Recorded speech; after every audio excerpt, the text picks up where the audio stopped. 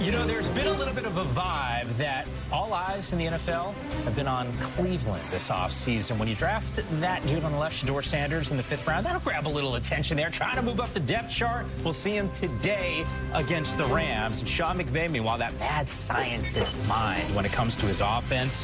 His team is loaded this season on the short list of potential Super Bowl teams. It's the Browns and Rams right here on NFL Network.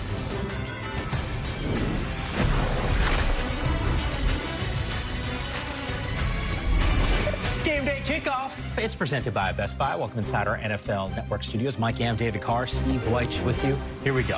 Preseason. We're knocking on the door of week one of the regular season. But for some of these guys, really an audition to solidify a spot, whether it's moving up the depth chart or maybe even a starting role. But when it comes to QB1 in Cleveland, Joe Flacco, the guy, he and the starters, probably getting around 20 to 25 reps in this game. What's it like, the OG, when you're out there and you get your first reps of the preseason?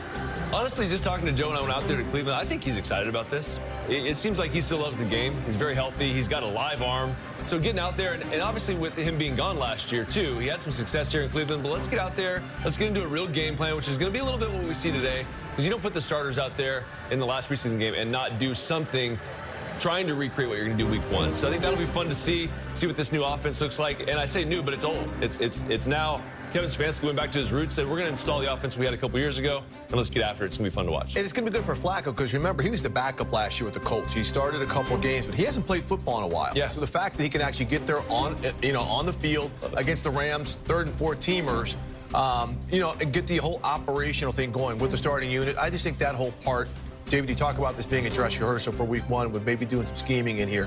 I think that's really important for Flacco, again, because he just hasn't played in a game for, probably a calendar year almost. Yeah, linking some of the mental reps with some of the physical ones, at least for about 25, 30 snaps in this ball game. Meanwhile, you got a couple rookies that are trying to solidify that QB2 spot, although Kenny Pickett's like, yo, Mike, pump the brakes there for just a second. We still have Dillon Gabriel and Shedeur Sanders. Pickett, by the way, dinged up. But when it comes to these two players, this is what they've done in the preseason. Shedeur in week one really took the NFL by storm. Everyone was focused in on that performance. Gabriel didn't play in that game, came back in week number 2. You see what those numbers are. He looked pretty poised and ready to go. Now, what do we expect to see from both of these guys today? Bridget Contis in Cleveland joins us right now. Bridget, always good to see you. Just break this down for me. We know Flacco is going to get the start in this game. What do we expect from Gabriel and Shedeur?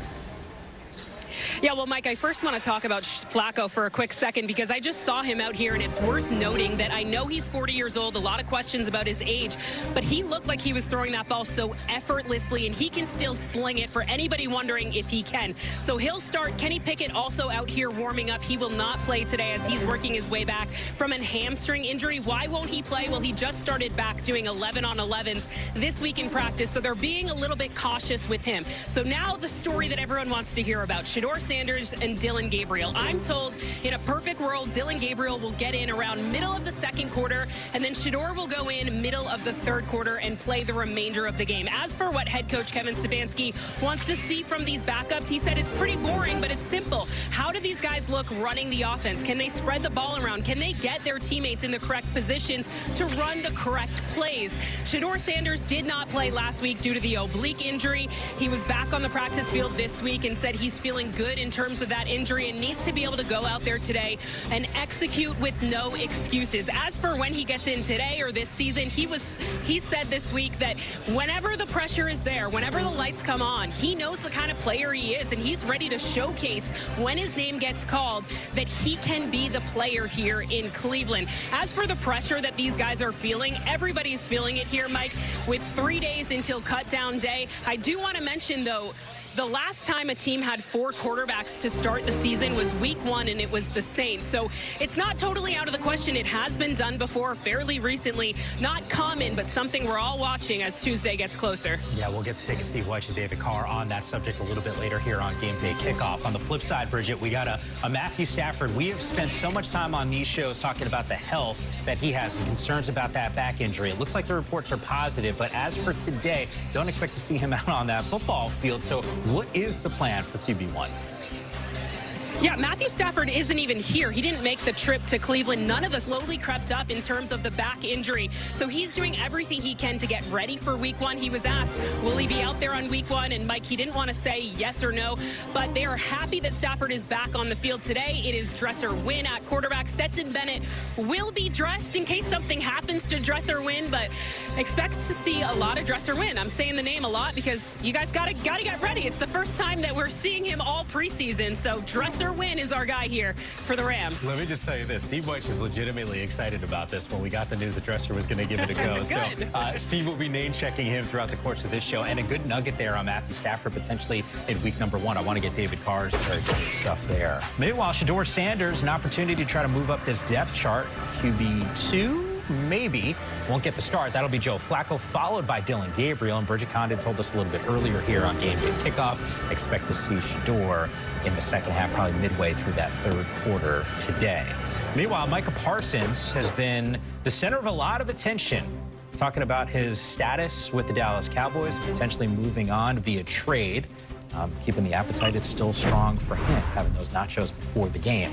Our insider, Mike Garafolo, joins us right now. Mike, always good to have you on the show with us. All right, take me through this situation for Micah, because even during the game against the Falcons, we saw him kind of like laying back on that trainer's table. That created a lot of buzz. What do we need to know about the situation? Well, that clip right there, let's start with that, where he makes the phone signal. Someone nearby mentioned about joining the Falcons, from what I gather from the reports on the scene. He said, you know, hey, call me. And then later in the game, there was this one that was posted on social media, the image of Micah Parsons lying on the table, seemingly with his eyes closed. Now, from my understanding, and Micah clarified this, and another reporter clarified this as well, saying that was just for a brief moment. It's not like he was laying there like that for the entire game.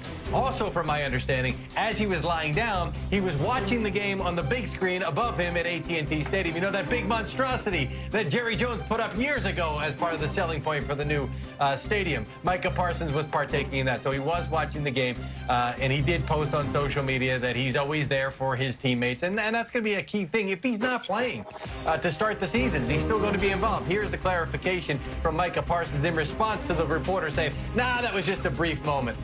He'd say, I never disrespect the guys out there fighting for their lives. I also believe this is tough for Micah Parsons because he's trying to stand on business while also watching all of his teammates out there practice and play every day. He's a competitive guy. He wants to be out there. And that's why I really feel like, and I've said this before, Jerry Jones looking like he's having a staring contest here. And if he thinks Micah Parsons is not going to miss a game, is going to be fascinating to me, because I think the scenario that you just threw out there is the one that we'll all have eyes on.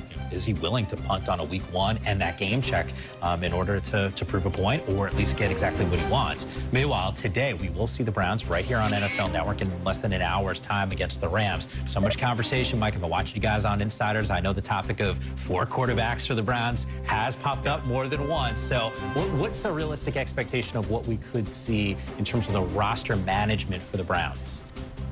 Yeah, the Browns are going to have to make a decision in a couple of days, but it sounds like they've already made it. I am expecting the Browns to keep all 4 quarterbacks, especially with how Dylan Gabriel and Shedeur Sanders played in the preseason.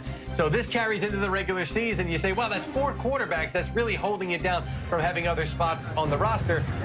The Browns did this last year. Their first roster, their initial 53-man roster, had 4 quarterbacks on it. So this is a competition that we talked about as a camp thing for the Browns. This is going to carry into the regular season. Now, the Pickett part is interesting because he has been limited in the work that he's been able to do, but he started to participate in team reps for the Browns. So I know a lot of folks are saying, well, you could injured reserve Kenny Pickett, and that'll give you a roster spot and give you more time to make that decision. If he's participating in team drills and he's ramping up, it's going to be hard to say, well, that's an injured reserve diagnosis. So I believe the Browns start with 4. Will they have 4 all the way through the season? I have no idea. We're going to have to see how the season progresses at this point. But right now, I am expecting all of them to be on the roster unless somebody blows them away with a trade.